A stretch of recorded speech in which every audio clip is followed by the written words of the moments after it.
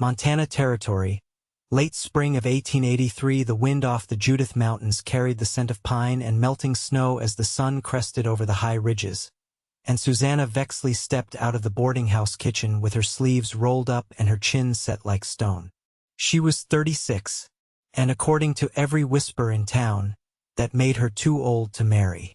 Too old, she muttered, wiping her hands on her apron. Too tired of fools, more like. The morning light glinted off the rough edges of the frontier town of Benton Creek. Just a trail stop along the Missouri River, not much more than a few dusty streets, a church, one saloon, a feed store, and the boarding house she'd been running since her father passed 2 years ago. She had kept it alive with her bare hands and a spine hardened by years of shouldering things alone. The women whispered. The men overlooked her. And yet she fed them, nursed their sick, buried their dead. Still, when the preacher's wife said to her face last Sunday, "You've missed your time, dear," Susanna had only nodded, but something inside her had gone cold. Then, just after noon that same day, a cowboy rode into town with dust on his hat and a rifle slung across his back. He was younger than most of the drifters who passed through, maybe 30, sharp-eyed, with a quiet look about him that cut through noise like a blade. He tied off his chestnut mare in front of the boarding house and stepped inside without hesitation. "Ma'am," he said, offering a single nod as he removed his hat. "Name's Isaiah Whitlow. Looking for a room and work, if there is any." Susanna studied him. His boots were worn but clean. His voice was low, sure. She liked that he did not glance around the room as if expecting someone better to walk in. "There's always work," she said. "You know how to fix a fence? I can fix anything that stands on posts." She handed him a metal key. "Room's upstairs. You eat at 6. If you're late, you eat cold." "Yes, ma'am." He turned to go, but then paused. "You run this place alone?" "I do." He looked at her with something like respect, not surprise. "Then it must run well." That night, she found herself glancing toward the table where he ate, quiet but not withdrawn. He spoke to the other boarders only when spoken to, but offered his help without hesitation when the cook dropped a pot or the door jammed. 3 days passed. Then one morning, as Susanna was hauling a sack of flour from the wagon, her arms gave out and it hit the ground hard. She cursed under her breath, but before she could lift it again, Isaiah appeared beside her. "Ma'am," he said, lifting the sack like it weighed nothing. "You should have called me. I do not call for help unless I need it." He looked at her straight on. "And this time you did?"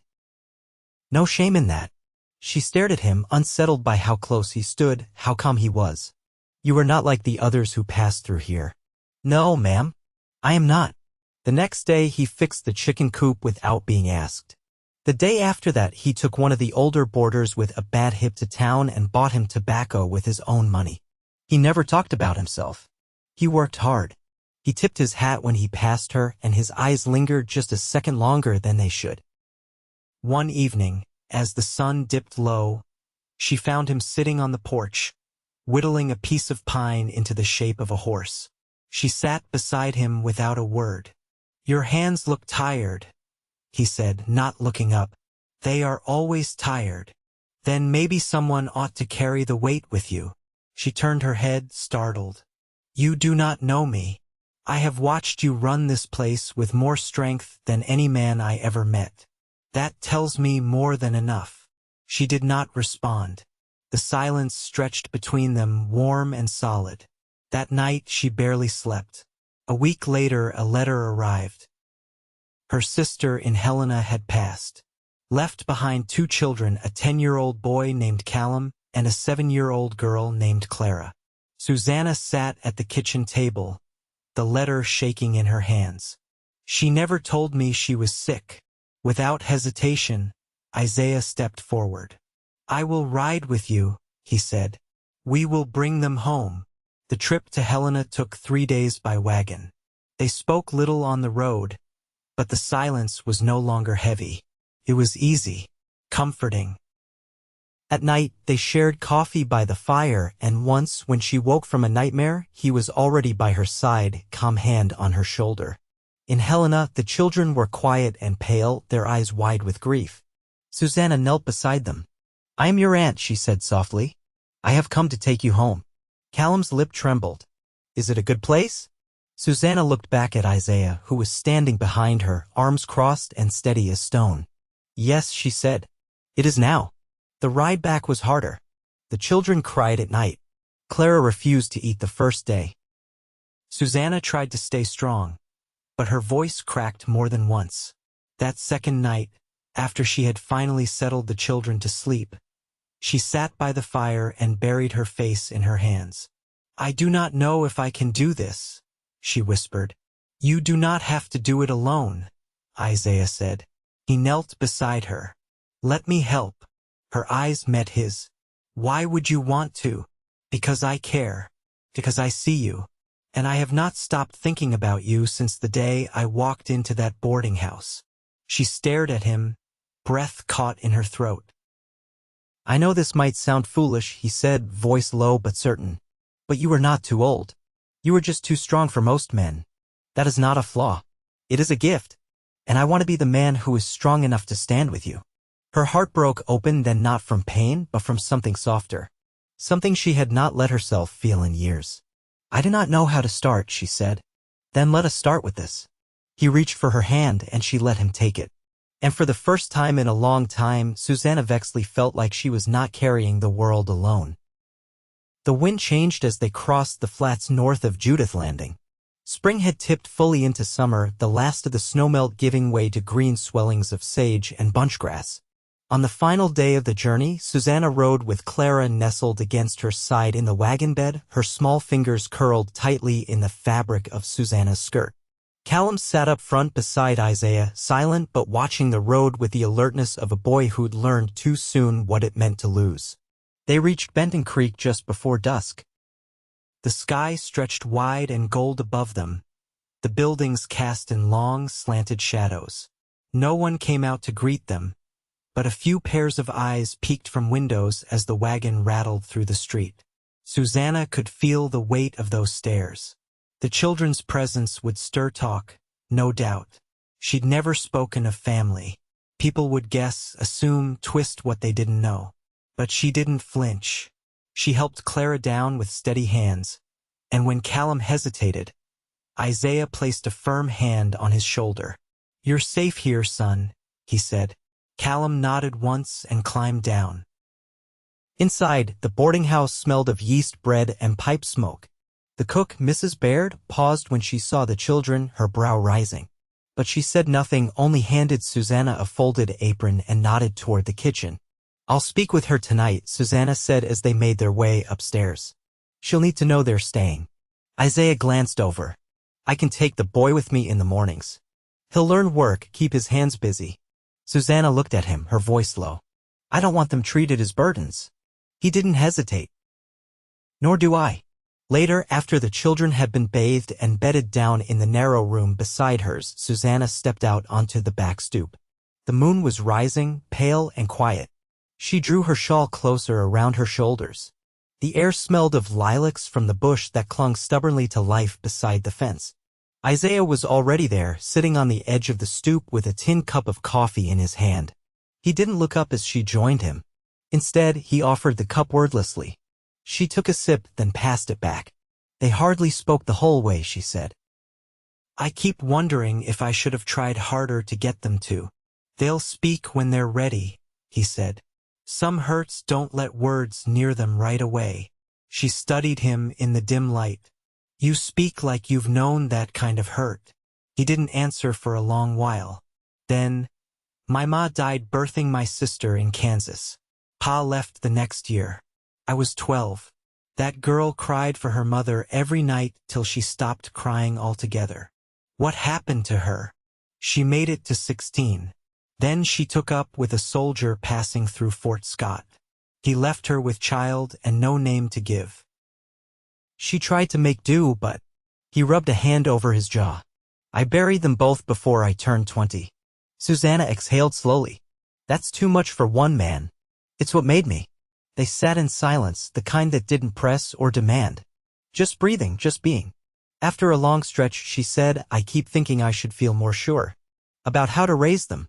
About what comes next." "You don't have to feel sure," he said. You only have to keep waking up and trying. Her hand brushed against his on the step. She didn't pull away. The next morning, Callum was already dressed and waiting on the porch when Isaiah came out with his hat in hand. The boy said nothing, just followed him toward the barn behind the feed store. Isaiah didn't speak either. He handed Callum a set of gloves, then showed him how to oil the hinges on a gate, how to check the leather harness for fraying. By midday, the boy was asking questions. What kind of horse is yours? Quarter, mostly. Some Morgan in her, I think. Fast when she wants to be. Did you ever shoot a man? Isaiah paused, hands steady over the latch he was repairing. Not unless I had to. Callum nodded like he understood. I want to be someone who doesn't have to. That's a good thing to want. Back at the boarding house, Susanna was in the parlor helping Clara sort through a box of patchwork pieces left behind by one of the older boarders. Clara held up a square of faded calico with a shy smile. This one's pretty. It is, Susanna said. Would you like to sew it into something? Clara looked uncertain. I don't know how. I'll teach you. Clara hesitated, then nodded. I think Mama would like that. Susanna's throat tightened. I think she would too. That evening, as the sun dipped low and the porch filled with the creak of rocking chairs and the low murmur of supper talk, Isaiah returned with Callum, both of them dusty and sun-warmed. The boy's cheeks were pink with wind, his eyes brighter than they'd been in days. Susanna stood in the doorway, watching. Did he give you any trouble? She asked. He worked hard, Isaiah said. Didn't fuss. Didn't quit. Callum looked up at her. He said you're strong. Like a mule. She raised her eyebrows. Did he now? Isaiah didn't flinch. I meant it as a compliment. Well, she said, lips twitching. Next time I'll be sure to call you a stubborn ox and see if you take it kindly. I'd consider it high praise. She shook her head, but there was warmth behind her eyes. Later that night, when the house had gone still and the embers in the stove were down to a dull glow, Isaiah knocked once on the kitchen doorframe before stepping inside. I've been thinking, he said quietly, about the land west of town. There's a parcel rocky, but with water. I saw it back in the spring. If it's still unclaimed, I could take it. Build something? She looked at him, heart paused mid-beat. Why are you telling me this? He met her gaze. Because I wouldn't want to do it unless you were part of it. She didn't answer right away. She moved to the window, looked out where the moonlight painted the prairie in silver. You barely know me, she said finally. I know enough. And the rest I'd like to learn slow. If you'll let me. Her hand rested against the sill. The house was quiet behind her. Upstairs, the children slept. A life had begun to take shape in the space where grief used to live. She turned to face him. If you mean to build something, make it strong. I don't want to be left with something half-made. He stepped closer, voice low. Neither do I. The land Isaiah had spoken of lay 3 miles west along the river bend, where cottonwoods grew thick and the air smelled of silt and willow bark. Susanna rode out with him one morning, Clara bundled beside her, a small basket of bread and apples tucked under the wagon bench. Callum had stayed behind, helping Mrs. Baird churn butter and pretending not to enjoy it. They reached the parcel just as the sun broke over the rise and spilled across the flats. It wasn't much uneven ground. Scattered rock, a half-collapsed line of fencing that someone had once begun and abandoned, but water ran clear through a narrow stream, and a stand of trees offered windbreak. Isaiah stepped down first. See that stretch there? He pointed toward the slope. High enough to stay dry. I'd set the cabin there. South wall facing the sun. Clara reached for Susanna's hand as they climbed down. Are we going to live here? Susanna brushed a loose strand of hair from Clara's forehead. That depends. Isaiah knelt and turned over a patch of earth with his knife. Soil's lean, but not dead. Could get beans and squash to take if we fence it proper. Might take 2 seasons to get it right. Susanna walked the length of the clearing, her boots soft in the grass. And what would we do through the first winter? I'd trap. Trade pelts in Judith Gap. Keep us warm and fed. Clara wandered toward the stream, picking up a flat stone and tossing it. It skipped once before sinking. Isaiah watched her, then looked back toward Susanna. I wouldn't bring you here unless I meant to stay. She folded her arms. You've had 100 chances to go. Why haven't you? He stood fully. Because you're the first place I've ever wanted to come back to. They didn't speak for a while. The wind moved through the cottonwoods like a breath drawn in and held. That afternoon, back at the boarding house, Susanna found herself in the pantry, sorting sacks of salt and barley when Clara appeared in the doorway with a folded apron in her hands. "I want to help like the other girls," she said, "even if I'm not big yet." Susanna crouched and tied the apron strings around her. "Helping isn't about size. It's about care." Clara grinned, missing one front tooth. "I'll do both." Upstairs, Callum was kneeling by the bed, repairing a loose hinge on the trunk with a short-handled screwdriver. Isaiah leaned against the doorframe. "You've got a steady hand," he said. Callum nodded. "Can I sleep in the barn sometime?" "Why would you want to?" "I like the quiet, and the way it smells." Isaiah considered him. "If your aunt agrees and you keep from freezing your ears off, you can help with the morning feed." Susanna came up behind them, drying her hands on a cloth. "He'll need a bedroll." Isaiah tapped the doorframe with his knuckle. "I'll make one from the horse blankets." That evening, the boarding house sat warm and drowsy in the summer hush.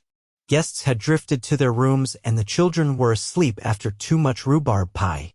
The air outside had turned soft with crickets and the faint scent of tobacco from the neighbor's porch. Susanna stood at the table, wiping crumbs from the oilcloth. Isaiah entered with a slow step, holding a folded scrap of paper. He laid it beside her plate. "Land office in Lewistown. They'll record the claim under my name, but I want your say on every board nailed." She looked at the paper, then at him. "You're asking me to build a life." "I'm not just asking. I'm offering." Her fingers rested lightly on the edge of the table. "I never pictured myself a wife. I never pictured myself with anyone. Until you."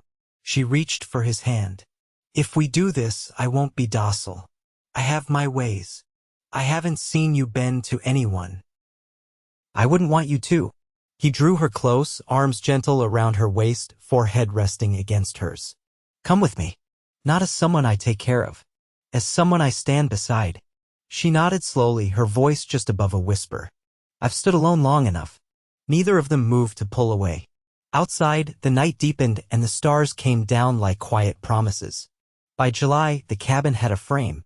It stood solid and square against the western sky, its rough pine beams joined with clean corners, the roofline running true.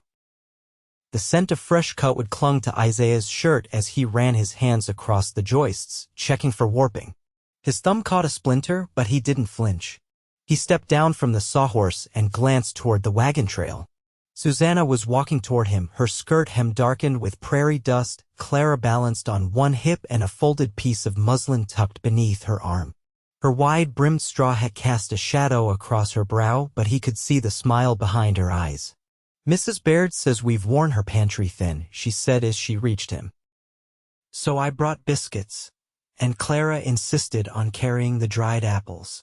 Clara held out a small cloth bundle with both hands, solemn as a parson. Isaiah took it gently. "You're doing the Lord's work, little miss." "I didn't drop any," Clara said, tucking her chin proudly. Susanna set the muslin on a flat stone and knelt to unfold it. "I brought the curtain cloth. Thought we might see which windows catch the morning light." Isaiah stepped behind her, pointing toward the eastern wall. "That one." "We'll want the table there too, near the stove once it's in." She straightened, brushing her hands. "And the children? They'll have room beyond that partition. I'll build bunks. Callum's tall already. He'll need the lower one." She looked at him for a moment, quiet. "You think about all the details. I think about what makes a place feel like home." That night, back at the boarding house, Callum stood barefoot on the porch with his hands shoved into his pockets. He watched the stars flicker between the clouds, the scent of summer smoke rolling from someone's chimney down the street. Susanna stepped out and leaned beside him against the railing. "I heard you helped Isaiah with the joists today," she said. "They creaked less when I stood on them," he answered, shrugging one shoulder. "You've grown half an inch since Helena." He didn't answer, but after a while, he said he asked me if I'd want to help dig the root cellar tomorrow. And what did you say? I said yes. She nodded, then reached into her apron and drew out a small carving knife. Your uncle gave me this when I was younger than you. I used it to cut apples and mend seams. It's not much, but it's sharp. I thought you might want it.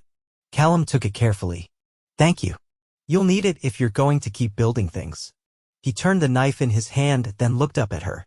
Do you think she'd be proud? She'd be grateful. And yes, proud too. He nodded once, and the porch settled into silence again. Days passed, then weeks. The walls went up. Isaiah bartered with the blacksmith for hinges and door latches, offering 2 cured beaver pelts in trade. He and Callum hauled river stones to line the hearth. Susanna stitched curtains in the evenings after supper, her fingers moving steadily beside Clara's smaller, clumsier ones. One afternoon, as they walked back from the cabin site together, Isaiah slowed his horse beside hers and gestured toward a low dip in the grassland. Found a spring there. Flows cold even in the heat. I could build a trough, maybe put up a rail fence. Susanna adjusted the reins in her hand. We'll need it for stock. He studied her profile for a moment. I've been thinking about a milk cow.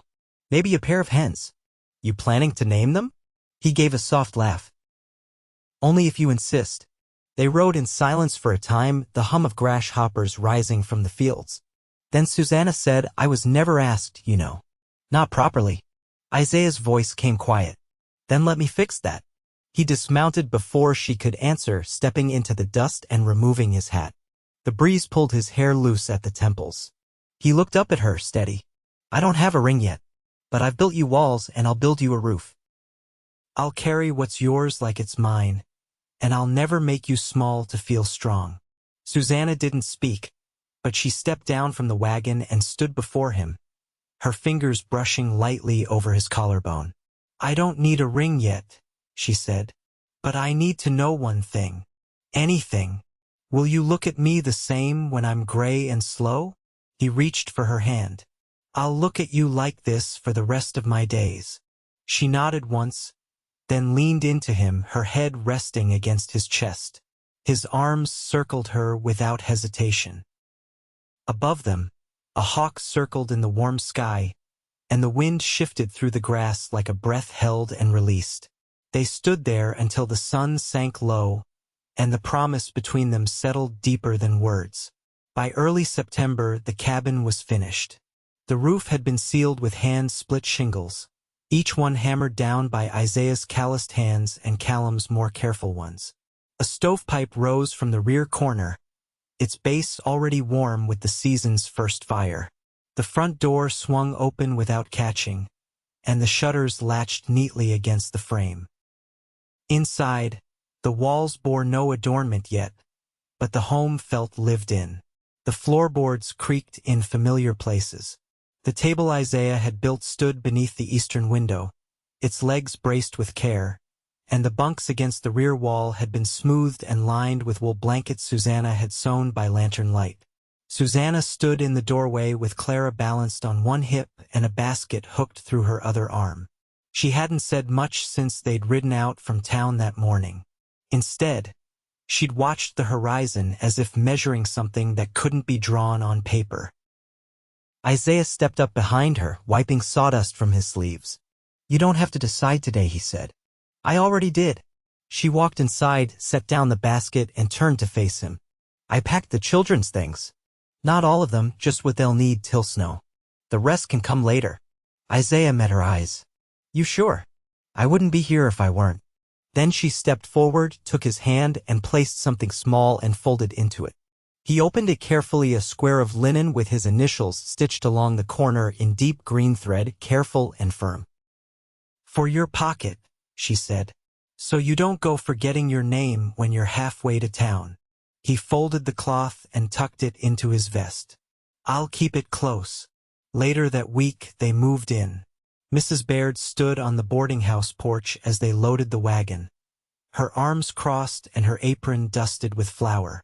When Susanna lifted Clara onto the bench beside her, the older woman stepped forward and handed her a small jar of pickled carrots.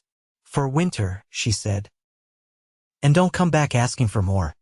Susanna reached for her hand and gave it a firm squeeze before climbing up beside the children. Callum rode ahead with Isaiah, his face steady but his shoulders straighter than they'd been in months. They reached the cabin before dusk. The wind was low and dry, and the sky held that gold-edged hue that meant frost wasn't far off.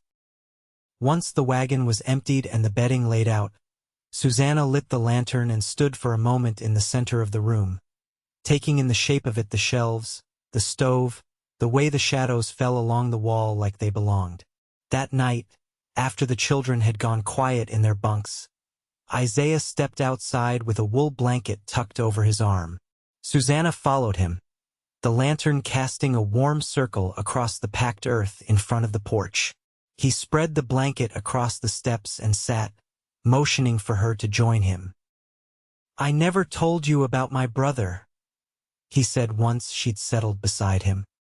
"He's not the one who left?" Isaiah shook his head. "No, he stayed. Took over the land after our father passed. I left because I couldn't make peace with staying where everything reminded me of what we'd lost." Susanna watched the stars blink out one by one behind a slow-moving cloud.